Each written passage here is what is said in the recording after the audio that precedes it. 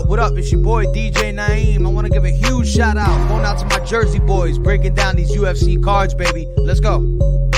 Got a little mama and she chillin' by the poolside. Fashion over drip, body done with a hair tie. Ex keep calling to that boy, he need to sit back. You don't got a bag, you can never get your chick back. Broke boys, we don't like them.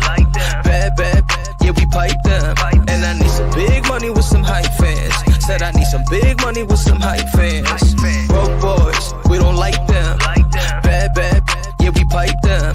And I need some big money with some hype fans. Said I need some big money with some hype fans. Check. When I'm in Vegas, bring the drops out. Yeah. When I'm in Miami, bring the yachts out. Water.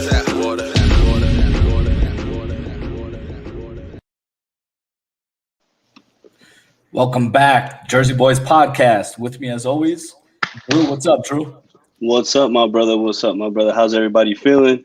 Everyone's feeling good, and let's introduce our guest too, bro. Yo, dude, I'm excited. I mean, I almost can't even contain myself. I've been following this guy even before he was in the UFC, when he was at LFA, and dude, I remember even watching the Contender Series when we were talking about it on our cast, and I was like, dude, this is the guy.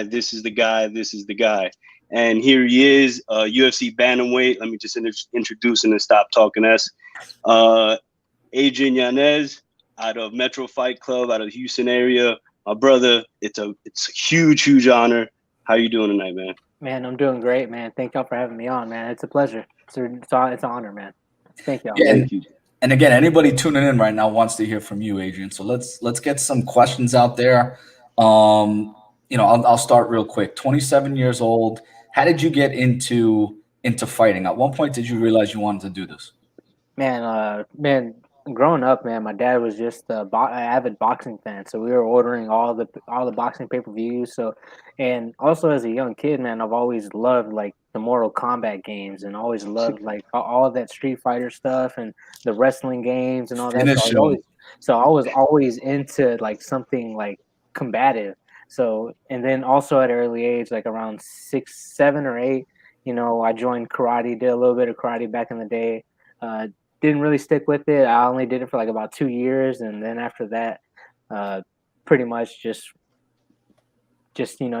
kept watching boxing.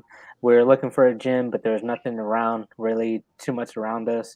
We'd had to travel to the other side of Houston, and it was just one of those weird things where we couldn't find anything. And then whenever I was 15, I went to the mall with my mom, and ended up finding a location spot in the mall. Like, I was like, dude, like jiu-jitsu in the mall, hey, go figure. And then after that, 3 years, about 2.5 years into it, I had my first amateur fight. And then after that first amateur fight, I realized, hey, I need something more, especially if I want to do this. And then I found my coach, my now coach, Saul Solis, at Metro Fight Club, and I was like, yeah, this is the place I need to be. Because after one training session, I was like, he made me realize there's so much more to learn. I was like, yep, I need to be here. And I just fell in love with it, honestly. Like, after my first amateur fight, I was just like, man, this is like a nice rush. And once I turned pro, that's when everything kind of got the wheels turning, wheels spinning. I was like, dude, this is like a great avenue for me. I love this. Like, I love this a lot. That's awesome, man. So real quick, so one interesting thing that I noticed when right now that you actually just mentioned, you found a jiu-jitsu gym inside the mall, and prior to that, you've always been an avid boxing fan, and you've trained boxing, I assume, right? Growing up. Yeah, I did a little bit. Me and my dad and my brother would be in the backyard. He'd hold mitts for us a little bit. He showed me a little bit here and there, but my dad was a blue collar man, so he was like working all the time. So it, like, the chances that he wasn't tired, he'd show us a little something, but the man was working like 12-hour days, and then also come back, didn't want to like run my dad into the ground, even though he would absolutely love that. We would just sit there and love to go on cruises with him, just hop in the truck and just cruise with my dad, so that's usually what we did. So it's just one of those things, we did train a little bit, but it's not to the point where like, oh, I could have gone into the amateurs or something like that. It was just like nice little part-time, father and sons type of deal, so it was good moments, but it just wasn't enough for me to pick up like so much. It was like, I know how to throw a jab, I know how to throw a cross and overhand. I kind of knew how to throw a hook, but just it was just kind of a little bit all over the place a little bit. Yeah, no, I mean that's awesome. And I asked that to say because I felt like once you went to that jujitsu gym and you found the ground game, I felt like, oh well, now you have a package all well put together, and then you went right off into the amateurs to fight. So that's why I asked that there, man. But yeah, man. Now pertaining into the UFC, now that I'm looking over here at your Tapology, and since I've watched you pretty much come to the UFC, you've had nothing but finishes, and if people watch you fight and they've watched your fights coming into this is why I ask if you've ever even trained boxing. Your hands are sharp, dude, and they're very precise. And you have one fight by punches and another by head kick. And your jujitsu is something that I know. You have that black belt hiding down there.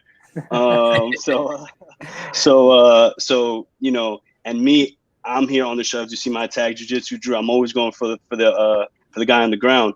So here, do you plan on showing some of your jiu-jitsu in some fights going forward?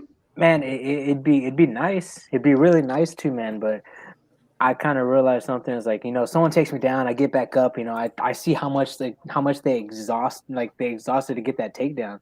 So to me, I get like a little bit like, oh shit, like they're getting tired. Like they take me down, I pop right back up and they're like, damn, I just worked so hard to get this guy down. Now he's back up. And I'm just like, oh, your arms, they're blown. I can throw these hands, a lot more easier. It's a lot more easier for me to get back up because that's why I've been training my whole entire like pro career and like half of my amateur careers, training to get up. Because if you're on bottom, doesn't look good in the judge's eyes, so you is no matter what, like even if you're like throwing up all these submissions, the guy hits you with a couple punches and elbows, it makes it look good. So it's one of those things that I would want to show it a lot more. I have a lot of things, I was like I got to my purple belt within like 2.5 years. I got it real quick.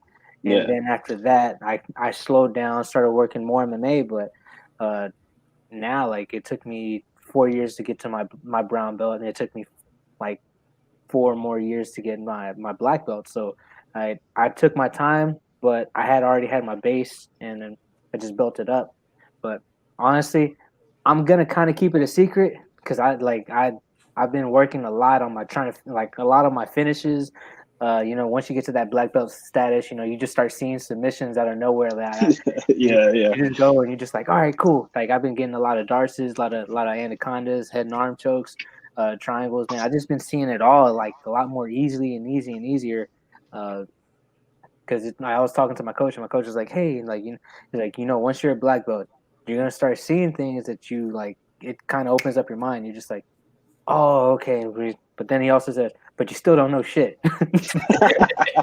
So all coaches say that, right? Doesn't matter what sport, what level, all coaches say that. Oh yeah, like I truly believe that, man. As soon as I got my black belt, I was like, dude, I feel like a white belt all over again, man. This was weird. And it was just one of those things that at least for me, it just brought like a whole new mindset to it. Now I'm just like, I see, I as a brown belt, I thought that's the level that I was going to be at the whole entire time. Like, and I planned on staying the brown belt for a very long time. Like I wanted to keep my brown belt for at least 6 years at the least, because I wanted, like, I really wanted to be like a really good brown belt. And then my black belt came, and I'm just like, holy crap, my game elevated. So that was really cool. That was really, really cool. But I don't plan on showing it anytime soon unless like it's forced upon me, man.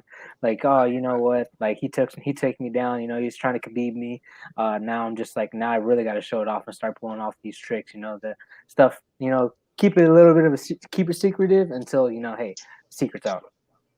Yeah, I mean, one thing that's not a secret is the power in your hands, man. Because I mean, for sure, people already know what you're packing in those hands. I mean, everybody pretty much until I probably asked you about that jiu-jitsu question was probably just thinking that you were a straight boxer and just laying people out left and right, like if you have been.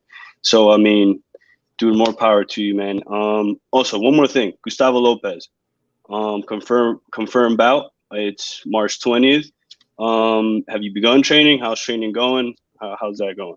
Oh man, I haven't stopped training. After my fight, after my fight in October, I caught COVID, but after I did the whole quarantine and everything and got tested negative, I just been straight training. I just been training, man. this is literally what I do now. I literally quit my job just to do this. So now like I'm doing this like for real. Like so, soon I called my manager. Well, actually, my manager contacted me and said, "You want to fight March 20th?" I was like, "Yeah." I was like, "I wish it was sooner, but March 20th is all right with me." But uh, after that, man, we got the contract like a day before. The day before my birthday, and I was like, dude, this is a perfect early birthday present, man. This is perfect. So I just been nonstop training for a while. Once January hit, that's whenever like camp really started. Now we're getting going. Now we're like adding in all these stuff. So I've been in shape, and right now it's just all about fine tuning things here and there. So not really like have to get in cardio shape camp. It's more like, hey, let's start adding all these technical stuff. So you got to make it a lifestyle. So I'm already in shape. I'm just ready to just start adding more technique. That was going to be That's my awesome. next question too. You're training full time right now, so now that you are, the improvement should be leaps and bounds. So, what does your week of training look like? What are you training? Boxing, wrestling, BJJ? Oh yeah, man. We're doing everything, man. Like Mondays, it's like like in the morning we're like it's light, not light work, but it's we get our heart rate up and everything. We start off with some drills, and then we don't really put it live until night, sparring at night. We don't try to kill each other, but we just try to get our heart rates really elevated, so we're making sure that we're getting like our cardio good, man. But also we're not trying to knock each other out. We're not trying to knock each other out. We gotta save our brains, man. So then Tuesdays and Thursdays we wrestle and make sure that we're getting our jiu-jitsu in, man. Like the night session, every night session we're getting at least like 2.5 hours in. Then in the Oh, morning that's awesome. we do like an hour depending on what we're doing. Then also runs. Yeah, you can't deny your runs. You gotta keep running. The legs are the first thing that goes. You got to make sure that you got to be running those miles, man. Yeah, we're live on Facebook, YouTube, and Twitter right now. So we do have a question out here. What's your hardest fight ever? So what was your toughest fight? I have two answers to that. My first one is like kind of like mentally for me. With my mentally toughest fight was in whenever I was in Bellator. I did one fight off in Bellator is whenever Ken Shamrock and Hoist Gracie fought in Houston, Texas, and I Oh, happened to that's be able, awesome. I was able to be on that card, and I fought Ryan Hollis, and that was like 2 weeks before my father passed away, and it was a week after we buried him. So mentally, that was hard on me. Like I went into that fight with a broken hand. I don't know how I got past the doctors and the commission and all that, but went in there. It was a hard fight emotionally. Like for me, like mentally trying to get in my right mind state and everything. But definitely the hardest fight I had after that was the Kyle Estrada fight. I had to dig deep in that one. He was out there. He was game. He had a heavy chin, man, dude. I couldn't. I was touching him with everything I had. Dude just wouldn't fall, and he was doing a good job of taking my leg out from me, and especially until that time, I kind of figured out I was checking the calf kicks wrong. So once I figured that out, I was like, oh okay, I'm checking this wrong now. It was just a matter of like me adjusting and figuring out where I need to be. Like I can't let him kick me, so I got to fight in the phone booth. I can't let him have his space because if not, he's gonna start letting off his kicks, and that's something I'm gonna have a problem with. So it was just one of those. Like that one was really tough because like by that third round, my leg was done. Both of our gas tanks were spent. We were trying to spend the whole entire time trying to knock each other's heads off. So that one was a physically tough fight because after that fight, dude, my leg was so my leg was so chewed up, man. I felt like I needed crutches. Yeah. And again, rest in peace to your dad. Obviously, you're making him Yeah, proud rest in now. peace, brother. He introduced you to this game, and you've run with it, so you're making him proud. So I got one question as we're going to talk the fights for this week, and I got one question for you. I grew up as a basketball guy, so I'm a basketball coach. Drew played basketball, he played football, he played everything. And again, everybody, you go into a fight with a game plan, right?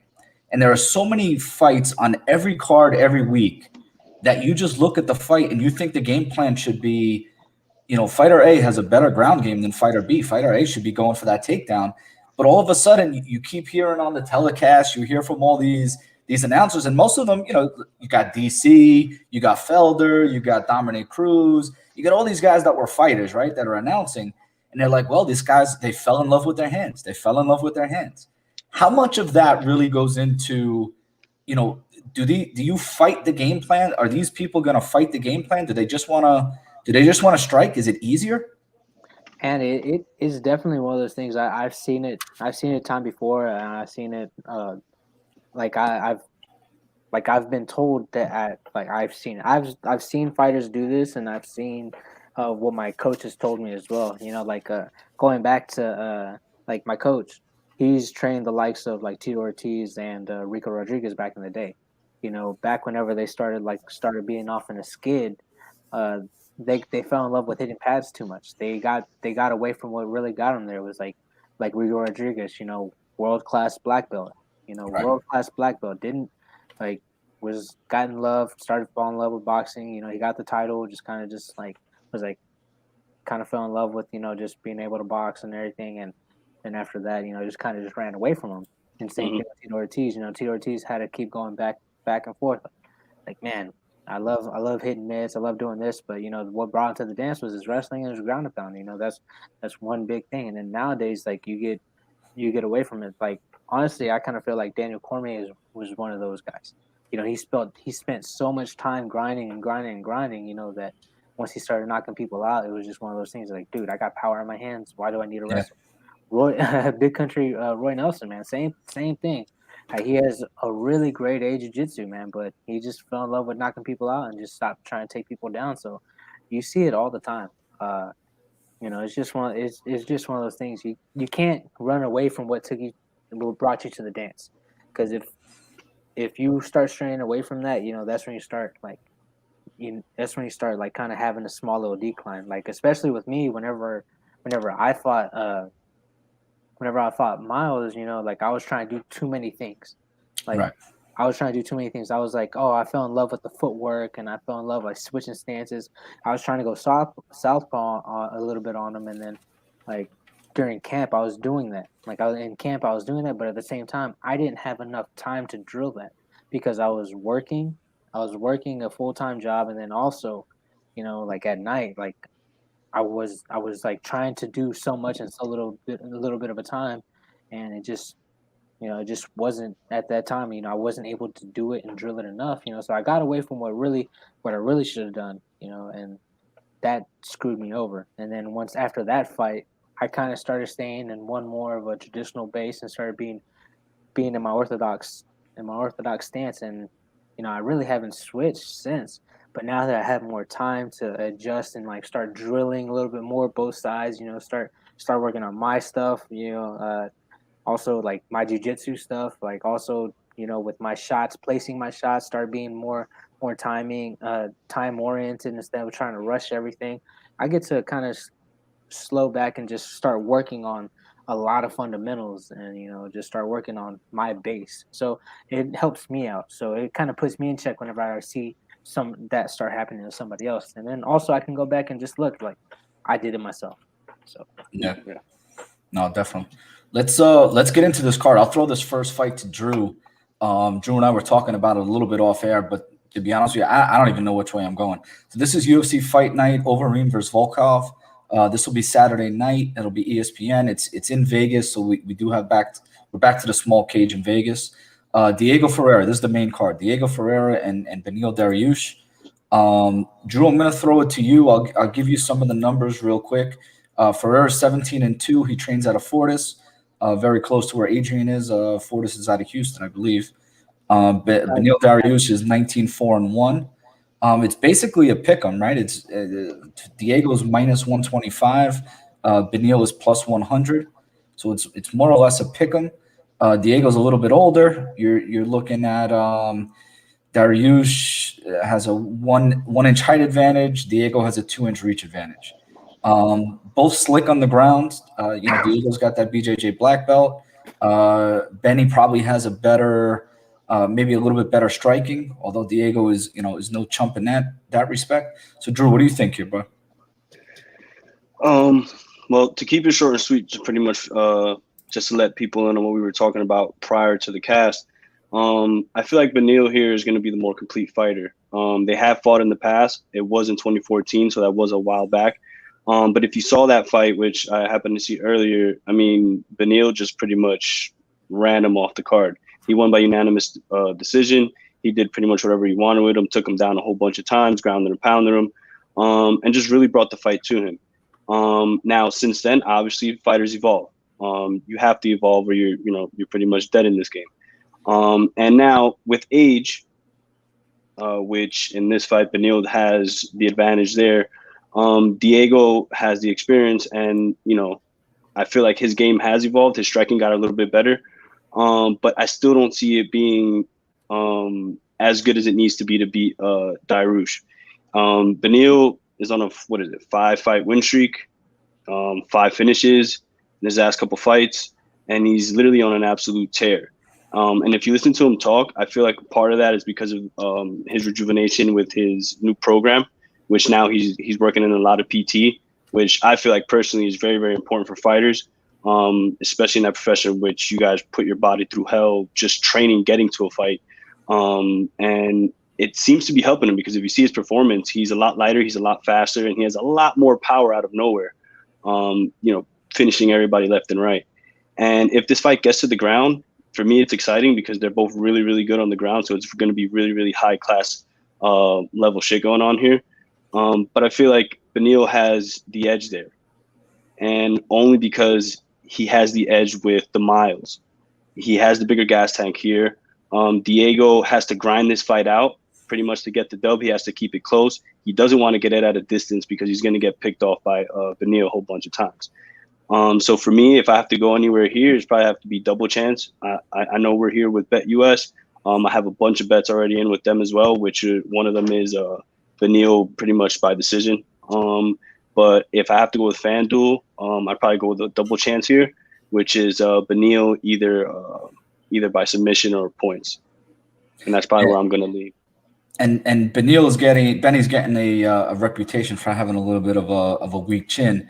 But again, he was striking real well with Barboza until he caught with that knee, and then he was doing his thing with Alexander Hernandez. He steps into that fight, and nobody really knew who Hernandez was at that point, and he leveled Benny, so he caught him. But then since then, 5 straight wins, and he's looked good. And even Drew Dober, he has a nice win against Drew Dober in there. Adrian, what do you think about this one? And I agree with everything that Drew said. And I think Beneil is like Dariush, honestly. I think activity is also one of those things that if you're not super active, or at least you're not fighting within like 3 or 4 months after, I think that's kind of a little detrimental. You got to get that cage feeling. You got to be able to step in the cage and get the actual feel. Fight Miles is cool. I know he has kind of like a suspect type of chin, but I feel like he's slicking up on the feet to be able to outpoint Carlos Diego Ferreira. So I would go with Beneil Dariush as well. On the ground, dude, I would love to see that. I would actually like both of them just to, both start on their turtle position and just go head to head. Just grapple the whole fight. That'd be awesome. Yeah, that'd be amazing for me to watch. Ferreira is really good. He's really slick. But I know Dariush is no chump either, man.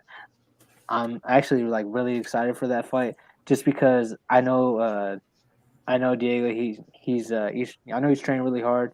I know he's starting to try to crisp up his hands. I know he fought Anthony Pettis, and from what I recall, he beat him, right? Yeah, he did. Okay, yeah. So if he was able to kind of just smother Anthony Pettis, I think he'd be able to do the same thing to Dariush. But also, man, I know Beneil's ground game is definitely way better than Anthony Pettis's. So, man, that's a tough one for me to pick. But I would probably lean to the guy who's more active in Dariush. Yeah, Ferreira's got 6 wins in a row. His last loss was Dustin Poirier, so it was that fight that Drew introduced before.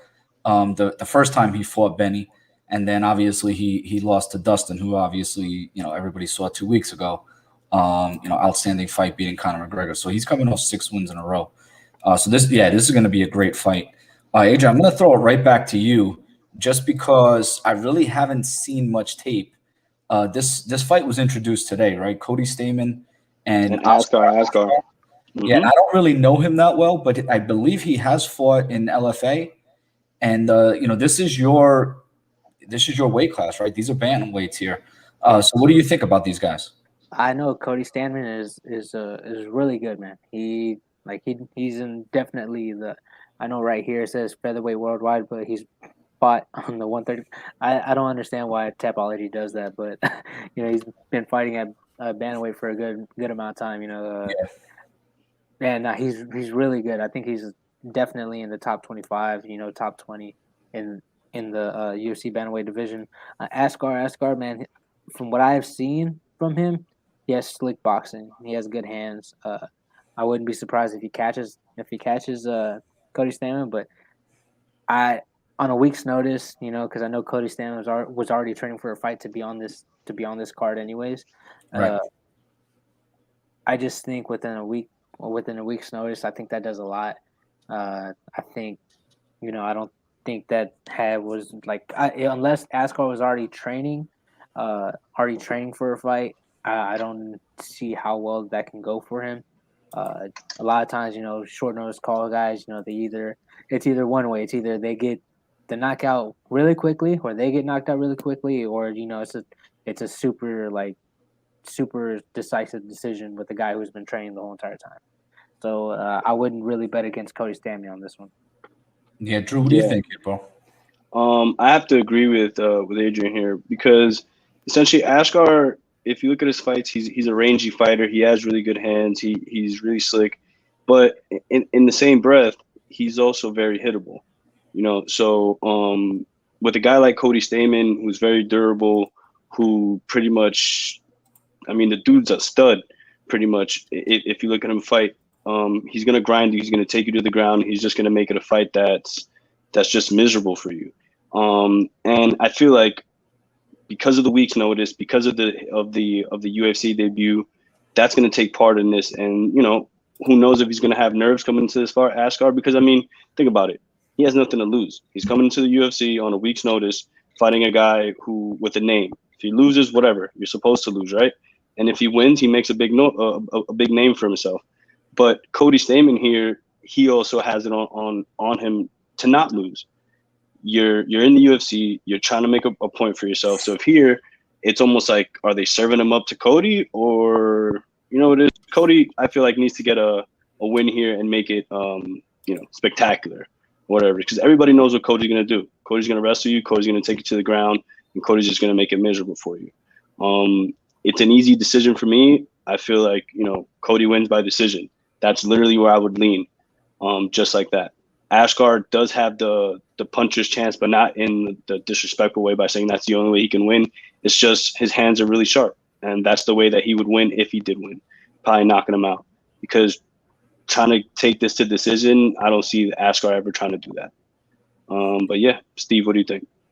Yeah, well, again, Cody's minus 380 right now, so you got to really believe in that game plan. And it kind of goes to the question that I posed for Adrian before. Cody's path right now is obviously to mix in his wrestling and try to get some top control, right? So if he does that, I think that's the game plan. So let's stick to the game plan. And it's kind of the theme for the next two fights, in my opinion. Drew, I know you're on Cape, so we got Pantoja and Cape in this next fight. Pantoja's 22-5. He's 6th in the division. Manel Cape just came in this week, I believe. Another guy that came in this week. He's 15-4. He's somewhat of a wild man, right? Like he's all over the place. Good striker. More or less the same size and reach as Pantoja. He may actually have a little bit of a reach advantage, but very, very slick striker. Very good on his feet. But he has shown that he can be taken down. So, to go back to that theme, Pantoja's easy path to victory may be to take down Cape, but did he fall in love with his hands? So, Drew, I know we talked about it a little bit off air. What do you think? Me personally, I have to agree 100% with what you're saying about Pantoja, because that's literally, if he wants to stay away from the bombs, if he wants to stay away from the trouble, if he wants to make it an easy night for him, he's going to take this fight to the ground, and he's going to neutralize Cape that way.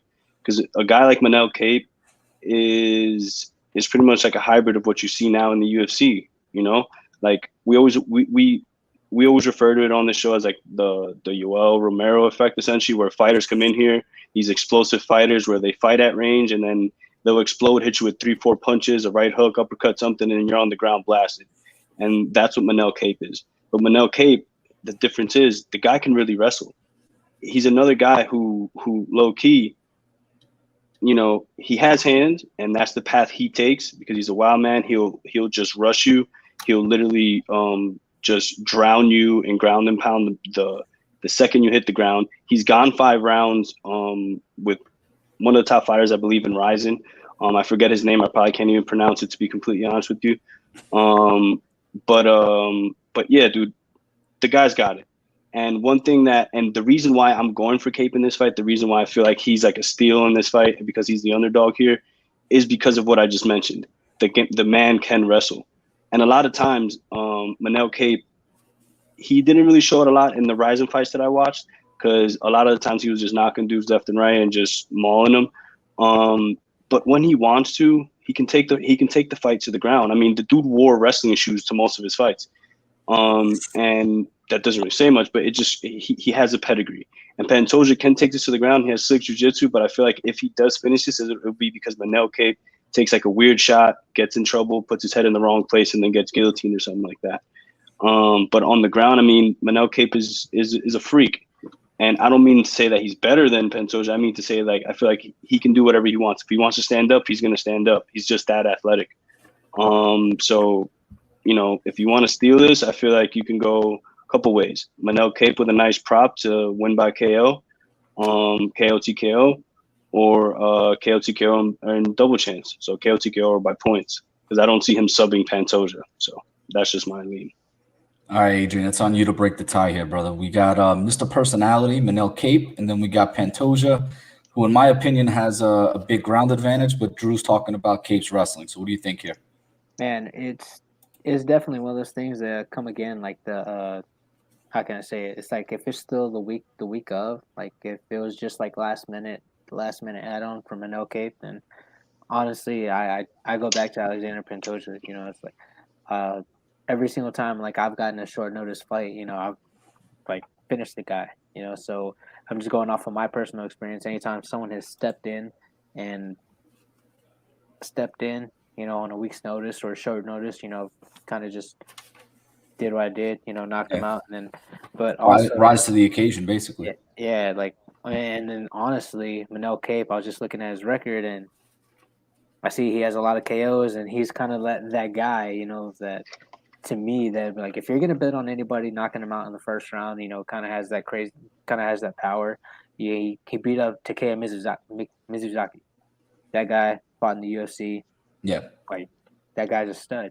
Looking down at his record, he's finished some guys with some really good records, and he's only really lost to guys with really good records. You know, Horiguchi, dude, that guy's a beast, and he just animal lost to him. So, like, if he's losing to those guys, you know, then like he's honestly been in there with some animals. So, you know what? Honestly, I'm kind of leaning towards like the early knockout. I think this is going to be one of those ones where, like, kind of like Chaos Williams, you know, whenever he fought Alex Morano, like it's going to be like one of those. I think it's going to be in the first round, and I think Kape can get it done first round. Especially you're saying how explosive he is. Pantoja might have not trained for that. He might have trained for something else, you know, and gets caught. You know, that happens too. So I'm gonna go with Kape on this one. First round. You know, now that we're talking about, we got another one of those fights that very easily could be first round. Justin James and Devontae Smith was just announced today. And, you know, that's one of my quick picks, but I'm definitely giving that line out. I'll give that line out right now. If you can get under 1.5 on Bet Us, it's minus 155 right now. Some other spots, it's minus 145. But I really like that to finish in the first round. So, you know, building on what Adrian just said, let's get to this next fight. And this is a fight that I'm gonna start with because I really like this fight and I like the upset here. So this is Marion Renault and Macy Chiasson. And, you know, Macy came into UFC. She actually won tough. And she's tall, right? She's very tall and long for this division. So she'll have a 5-inch height advantage and a 4-inch reach advantage, and Good she God. needs to be able to use that advantage. And the way that she's going to do that is keep it at range. That's probably the only, in my opinion, the only spot where she's going to have the advantage. At any other range, advantage goes to Renault. And I believe Renault is, I think, 43, 44 years old. I believe she's like a gym teacher. She's a phys ed teacher. So, I'm a teacher too. I like that. I'm shocked she's in great shape. I'm shocked that she still wants to, I'm shocked she still wants to fight at this age and put her body through this. But I think that she can push Macy up against the cage, tire her out, maybe get into that second round or even third round, just dragging her to the ground. A little bit of striking, but striking in close, nothing at range where Macy can use that, that distance that she's going to have.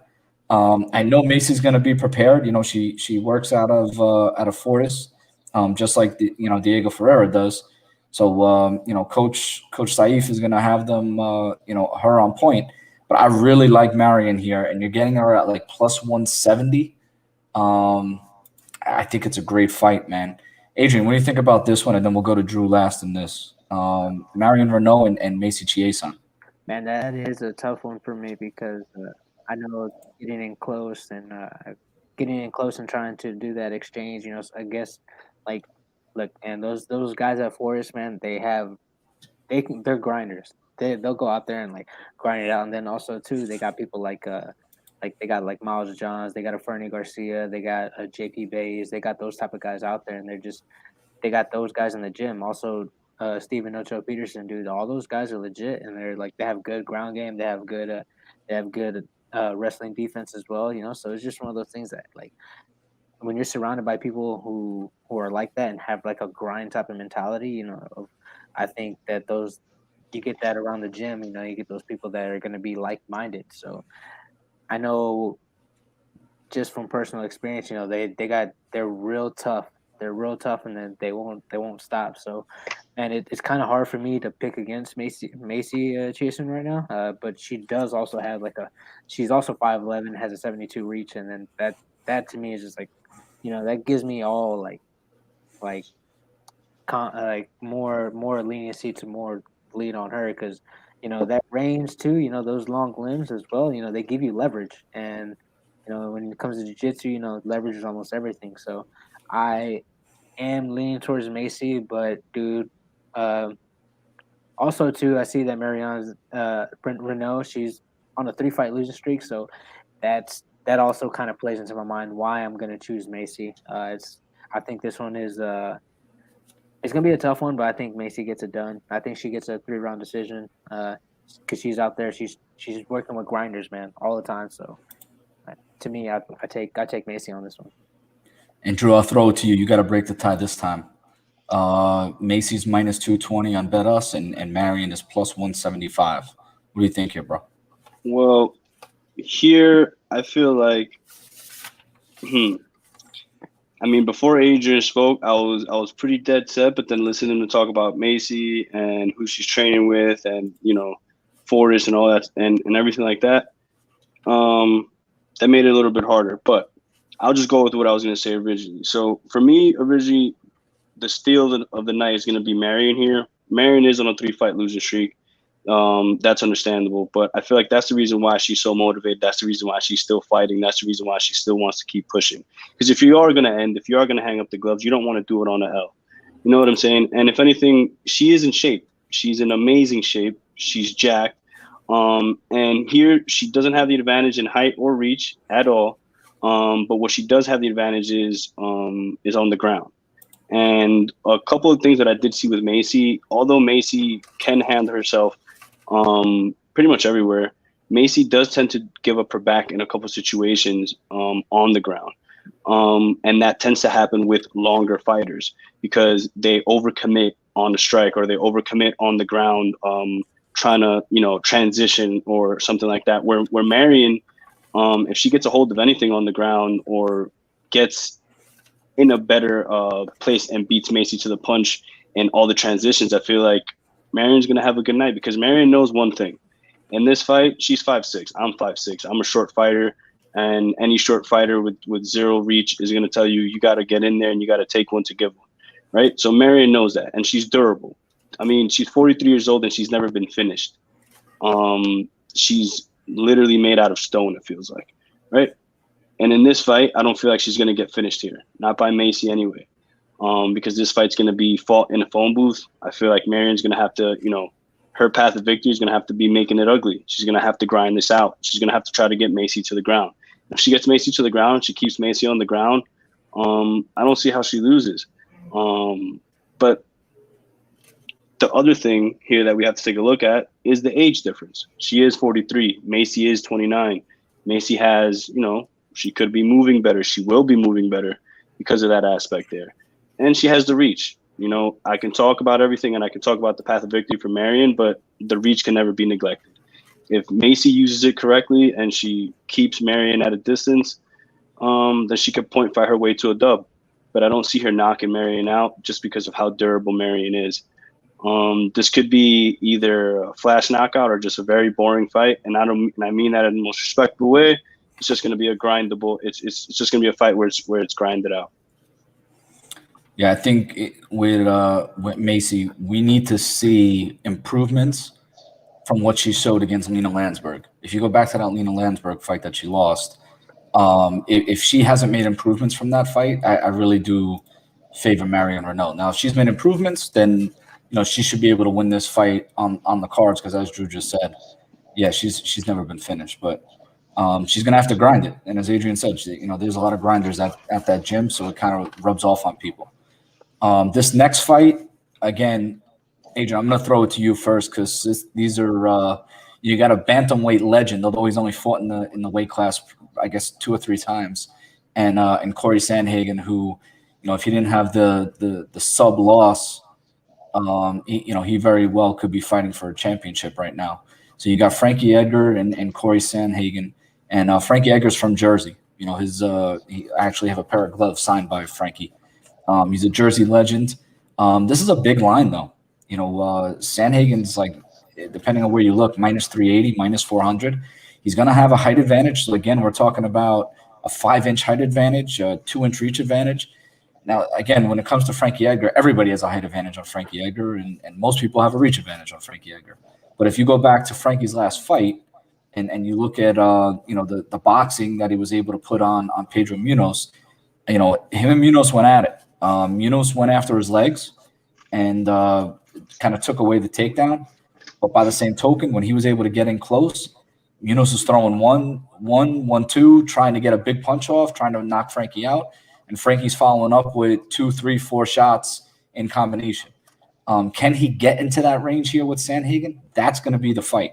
So, Adrian, what do you think here, brother? Dude, I know Corey Sandhagen is a beast. Like that Aljamain Sterling fight did him no justice, man. They kind of like everybody looks at that fight and is just like, dude, Sterling did that to him. But no, that's just a beast on how much Sterling is, man.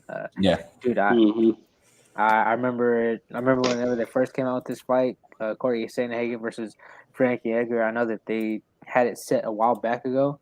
Honestly, when that first fight came out, I was like, I don't like this for Frankie. I just think it's not a good stylistic matchup for him. I think, I know he was able to deal with bigger guys at lightweight and then also at featherweight, but once you start going down in weight and you start getting those guys who are taller and longer, they also have the speed. Yeah, Corey Sandhagen does have that speed, and Frankie Edgar, the best thing about him was at lightweight and featherweight he had speed, and you don't really have that no more, especially when you go against these other bantamweights. Man, I like Frankie. I like him a lot. It's one of those guys that I look up to. Like much respect to the guy. All love for him, man. But honestly, I would probably go with the Sandhagen finish. If you want to get the better odds on it, just to get that, or wrap them up in a parlay and put Corey Sandhagen, Beneil Dariush, and Cody Stammen on it and try to get some good money that way. Yeah. parlay that way. But I wouldn't pick Frankie Edgar on this one. He is the underdog king. Comes back all the time. But I just don't think he comes back from this guy. Yeah, this is going to be a tough one. And Drew, again, it's minus 450 line. So I'm staying away from it from a betting perspective, but I want Frankie to win the fight. Don't get me wrong, Drew. What do you think here? Anything to add to this one? I mean, Frankie tugs at my heartstrings. Frankie is a legend, literally Jersey legend. I mean, the idea of this whole podcast was birthed at a fight that we went to in Atlantic City. Yep, in Atlantic City. So, I mean, it's just, Frankie's the real deal. But just like Adrian said, I mean, this style matchup just doesn't look good. And his advantage that he did have in his previous weight class, just like Adrian said, he no longer has here. I mean, bantamweights, you blink and that fight is over, man. And same thing here with Corey Sandhagen. You blink and your fight can be over. Your night can be over. I mean, we saw that with Marlon Moraes, that wheel kick that literally came out of nowhere. And that's Frankie's boy. They train together. Exactly. So to me, I feel like, as tough as this is to say, I feel like this was almost like a serve up for Corey. Because, I mean, or better said, this is a fight for him to lose. Because for Corey, if he uses those leg kicks, uses his reach, and just pretty much breaks down Frankie and doesn't let Frankie get in on his hips, because we all know what Frankie's going to do, man. He's going to try to close the distance, come in with a 2-3 uppercut, try to get you to the ground or hit that single leg. And, I mean, just try to wrestle. I mean, because as the smaller guy, that's what he has to do in this fight, to try to close that distance and make it ugly, man. And I just hope he lasts enough exchanges to make it a fight. You know what I'm saying? Because if I did have to throw any kind of money on it, first I'd probably go the distance route, just because I feel like Frankie is so durable that, yeah, he's going to get hit with some shots, but I feel like he will just go the distance like a zombie and just keep it going. So I'd probably bet somewhere like, for it to go the distance. It's probably plus money, just because everybody thinks Corey's just going to blast him and put him out, because Corey does have power. Don't get me wrong. I mean, he only grazed Marlon and put him out. So here, that's probably where I would put any type of money if I had to put any money there. I don't know where the line is exactly, but I can assume with some confidence that it's probably plus money. So that's probably where I'd go. But if I think that Frankie has a shot, I mean, I don't, honestly. I don't. So that's just what I think. But it is plus money. Sandhagen wins by decision is plus 120. Sandhagen wins inside the distance is plus 165. Well, there you go. Something doesn't seem right about that when he's minus 100 to win. And that's because of the aspect that I mentioned. Dude, Frankie literally is wearing a shirt or a hat in that picture that you showed of him that says FE on his hat. And what's that? That's iron. You know what I'm saying? The dude's made of iron. So I feel like he is going to get blasted. He is going to get hit a lot. But in Frankie fashion, he'll probably finish that fight all bloodied up, tell you I love you, thank you, and then, just keep call it a moving. night. Call it a night. Yeah. You know what I'm saying? No, it's going to be a tough one for him, man. The range is going to be tough. And talking about range, let's get into this main event right now. You got Alistair Overeem and you got Volkov. Let me change my screen here so I can get everybody the numbers here. So we got Alistair 47-18. Volkov 32-8. And again, I was in Vegas for the Khabib McGregor card when I had the UFC credentials, and Volkov had Derek Lewis done, right? Like he had him beat. He was up 2 rounds and got knocked out within the last 10 seconds. Even in the third round, he was winning that round and got knocked out within the last 10 seconds. Which again, I mean, don't get me wrong. I mean, Alistair got knocked out right by Rosenstruck, right, within the last few seconds of that fight. So I mean, it happens, but he just had such an advantage on the scorecards, and both of those guys did in those 2 fights. And with that being said, I mean, both guys basically catapulted to basically contender fights, and in Derek Lewis's case, he wound up fighting DC right at Madison Square Garden for based on that. But because I'm not gonna say what he said, but something was hot. Something was hot. So so let's call it what it is. But I just think that this fight is gonna be very difficult for Alistair to beat Volkov. Volkov's got the height. He's got the advantage with his reach. I know Alistair has been using more wrestling in his game these days. That's what he's gonna need. But for the most part, Volkov in his last fight against Curtis Blades, yeah, he got taken down a lot. But Curtis Blades was exhausted from all those takedowns. And I just don't see Overeem being the same kind of takedown artist that Blades was. I mean, Blades, obviously, I think he has UFC records for heavyweight takedowns. I think Volkov's going to be able to keep him at distance, use that jab, punch it, put it out in his face. And again, Alistair's been knocked out a lot. He's got 47 wins, 18 losses, a lot. He's been finished a lot in those losses. He's 40 years old. I think this is Volkov's fight to lose. So, Adrian, what do you think here, brother?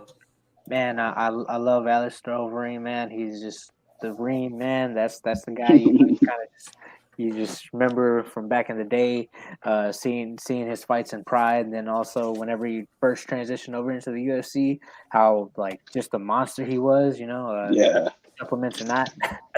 But yeah, no, honestly, man, I think the aspect that we're kind of missing a little bit is, man, even if Alistair gets close, to get to that clinch, I think we all forget, he has those monstrous knees, man.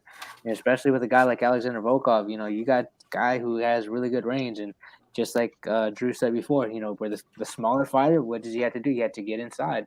And I think that is the plan that Alistair would need to have. Get inside, work the knees, then later on work the takedown, work for it in different aspects, strike with them, get in close, and then make sure that you kind of wearing them out with those knees of the body, wear them down, make them carry you for a little bit, just like the good old Chris Weidman with Anderson Silva, he made him get the underhooks and then just kind of just wait on him, so his arms and punching power isn't as fluid. So, you kind of got to wear on him. And then after that, that's when you start working for the takedowns. And, especially in that fight with Curtis Blades, Alexander Volkov at the same time wasn't like he was done too. So as much as we can say how Curtis Blades was pretty tired, Alexander Volkov was just as tired. He just had a little bit. He just knew how to hide it a little bit better. Man, I just know how Alistair has kind of done in the past with a little bit of rangy fighters, either like against Stefan Struve, where he's taking him down and hurt him, or did I just make that fight up in my head? But I think he had. I think he's beat him, right? Yes, he did. Yeah, he did. Yeah, he did. Yeah. I didn't just that didn't just make. No, yeah, you're good. You're good. Okay, and then also, whenever he's fought somebody like a Travis Brown, kind of messed him up. You got the front kicks. He's just getting front kicked in the stomach, and then one slips into his head, knocks him out. So, honestly, this to me is I don't know. For me, I kind of wouldn't bet on this. I would just kind of stay back on this. But if you're asking me who I want to win this fight, I want Overeem to win this, just because I think, man, he wants to go for his last run for the title shot, and I kind of want to see that happen, and I hope he gets it. Just for him to have like a over round. You look at him, you look at what he's done in his whole entire career. I would love for him to retire with the belt, and that's why I'm picking Overeem. And also he has the exact tools to do it, man. I think he could wear Volkov down and get the finish. Yeah, man, absolutely. I actually, just to piggyback off you a little bit, like the way that he's going to win this fight, and what we're probably going to see of a lot of, is taking it back to something you mentioned earlier, is when you referenced fighting in a phone booth. This fight has to get really close. So what I feel we're going to see is that classic Overeem clinch. And that's where he needs to get in there. Volkov is long. Volkov is dangerous. Volkov hits you with pretty much everything but the kitchen sink when he fights. But in this fight, Overeem still has the factor that he's the Reem, man. He can touch you and put you to sleep, just the way he can be touched and be put to sleep.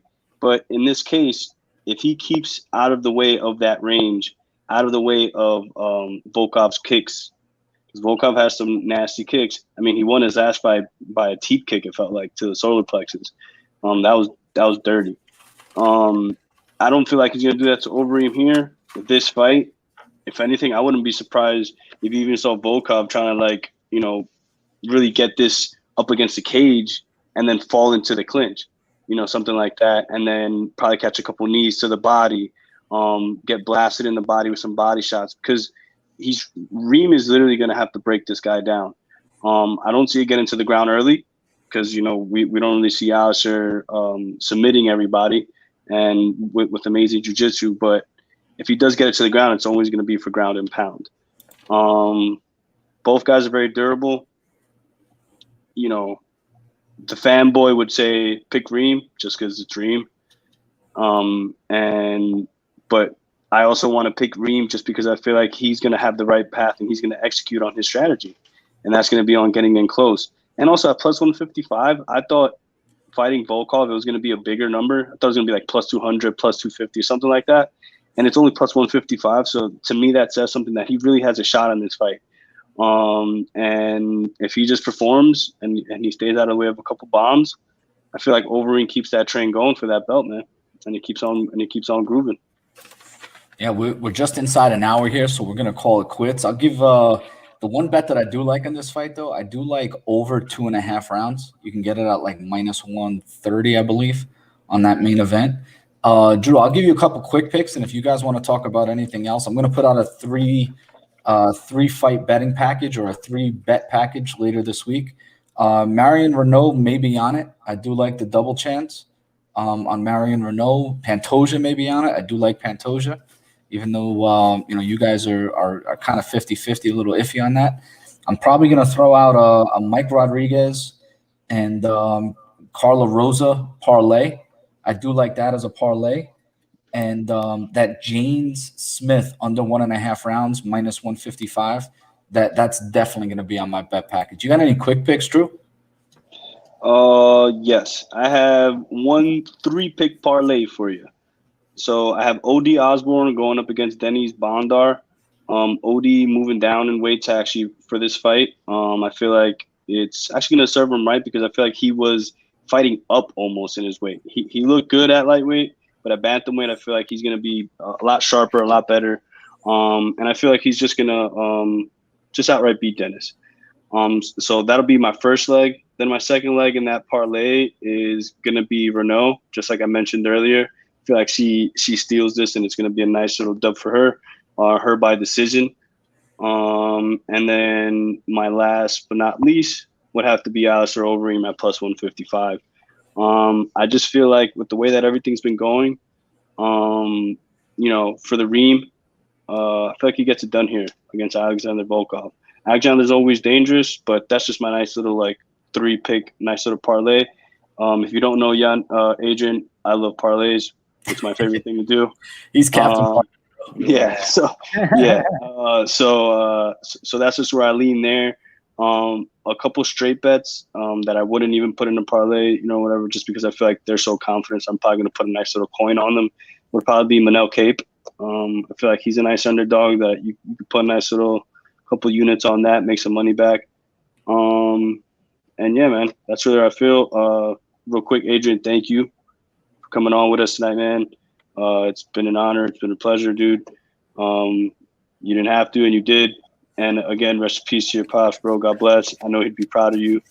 And dude, any last words? Shout out your sponsors. Shout out anybody. You this is your hour. This is your floor now, man. Oh man, thank you, man. I want to give a shout out to HK USA. They have really great training gear, man. They've actually supplied me with all my training gear for this fight camp and my last fight camp. They've done me nothing but good. They even made me my own custom gloves, for mid work and bag work, just specifically just for that. And they have my name on them, white and gold. Awesome. They do custom gloves, man. They do custom gear. If you need anything, hit them up. They can do custom whatever you want, man. Even if you want leopard print gloves, man, leopard print shin guards, man, whatever you want, man.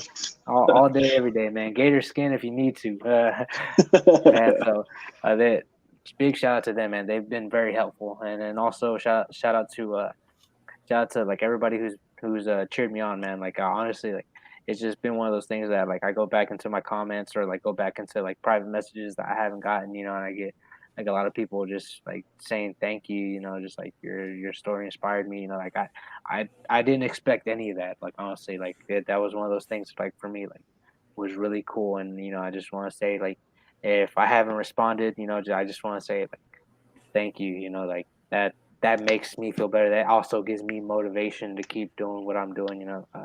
So thank y'all so much. Big shout out to my coach Salsa Leash, you know, at Metro Fight Club. You know, if it wasn't for him, I wouldn't be in the place where I'm at today. You know, he helped me through a lot of things. You know, so big shout out to those guys, man. Big shout out to my coach, man. Thank you, y'all. Yeah. Thank y'all for having me on. Yeah, no. Anytime, man. And again, best of luck. March 20th, Jersey boys are out of here, bro. What up? It's your boy DJ Naeem. I want to give a huge shout out. Going out to my Jersey boys breaking down these UFC cards, baby. Let's go.